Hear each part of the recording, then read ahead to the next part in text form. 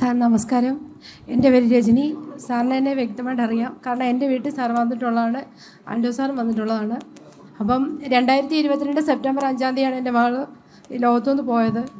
പക്ഷെങ്കിൽ ഇന്നും ഈ ഒരു വലിയൊരു മഹാവിപത്ത് പോലെ തന്നെയാണ് ഇതിപ്പോഴും നടന്നു പോകുന്നത്. പക്ഷേ എങ്കിൽ പോലും പെരുന്നാട് പഞ്ചായത്തിൻ്റെ ഭാഗത്തുനിന്ന് ഇന്നും ഞങ്ങൾക്കൊരു നീതി ലഭിക്കുന്നില്ല. കാരണം ജസ്റ്റിസ് സിരിജഗൻ കമ്മീഷനിലാണ് ഞങ്ങളിതിനു വേണ്ടി പരാതി കൊടുത്തത്. അവിടെ ഒരു പ്രത്യേക വക്കീലോ കാര്യങ്ങളോ ഒന്നുമില്ല. പഞ്ചായത്തിൻ്റെ സെക്രട്ടറിയാണ് ഹിയർ ചെയ്തത്, എന്നെ ഹിയർ ചെയ്തു. അവിടെ നിന്ന് ഇത് നിയമപരമായിട്ടുള്ള കാര്യമാണെന്നുള്ളത് വെച്ച് കോടതിയിൽ നിന്ന് 14,55,000 രൂപയും അത് കോടതി വിധിയായതാണ്. കഴിഞ്ഞ 2025 മെയ് മാസത്തിലാണ്. മെയ് മാസം 1-ാം തീയതി എൻ്റെ അക്കൗണ്ടിലേക്ക് അവർ 3 ലക്ഷം രൂപ ഇട്ട് തന്നു. അതിന് ബാക്കി അപ്പോൾ ബാക്കി ഒന്നും ഞങ്ങൾ പ്രതീക്ഷിച്ചില്ല. ബാക്കി അവർ ചെയ്യുമല്ലോ എന്നുള്ളൊരു പ്രതീക്ഷ ഞങ്ങൾ കരുതിക്കൊണ്ടിരിക്കുമ്പോൾ ഹൈക്കോടതിയിൽ നിന്ന് ഞങ്ങൾക്കൊരു കത്ത് വന്നിരിക്കുന്നു.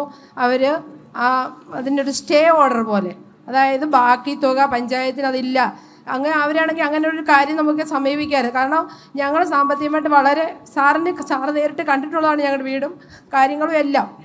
കാരണം ഒരു പെൺകുട്ടി ഇല്ലാതെ ഇരുന്നൊരു വീട്ടിലാണ് ഒറ്റയൊരു കുഞ്ഞേ ഉള്ളായിരുന്നു. ഞങ്ങൾക്ക് മാത്രം 4 മക്കൾക്ക് ഒരു മോനും ഒരു മോളും മാത്രം. ആ കുഞ്ഞിനെയാണ് ഞങ്ങൾക്ക് നഷ്ടപ്പെട്ടത്. നല്ല ആരോഗ്യമാണ്. കാരണം അത് വാക്സിൻ്റെ ഒറ്റയൊരു കുറവാണ്. ഇന്നും ഞാൻ എപ്പോഴും പറയുന്നത്, ഇന്നും പഞ്ചായത്ത് പറയുന്നത് രജനി ഒറ്റയാൾ പോരാട്ടം പോലെയാണ് നടക്കുന്നതെന്നാണ് പറയുന്നത്. പക്ഷേ അത് നഷ്ടപ്പെട്ട ഒരാൾക്ക് അതിൻ്റെ ബുദ്ധിമുട്ടും വേദനയും അറിയത്തുള്ളൂ.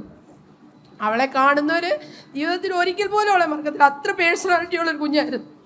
അപ്പോൾ ഞാൻ ഇങ്ങനെയാണ് എനിക്ക് വേണ്ടി ചെയ്തത്. അവരെല്ലാ കാര്യങ്ങളും നമുക്ക് വേണ്ടി ചെയ്യാം. LDF ആണ് അവിടെ ഭരിക്കുന്നത്.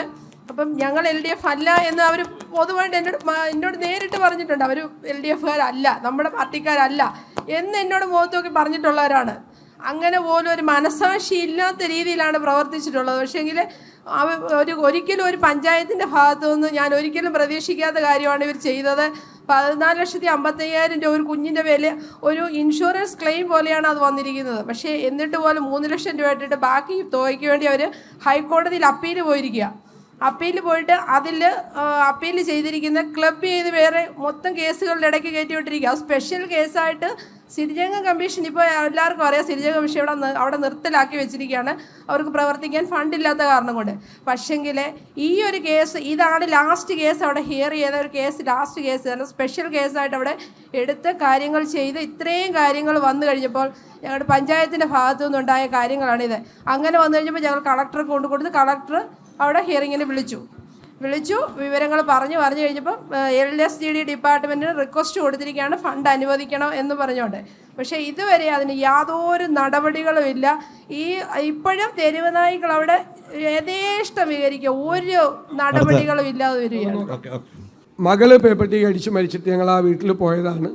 അതിൻ്റെ നഷ്ടപരിഹാരം അത് ഉറപ്പായിട്ടും അത്തരം കാര്യങ്ങളിലൊരു അപ്പീൽ ഉണ്ടാകാൻ പാടില്ലാത്തതാണ്.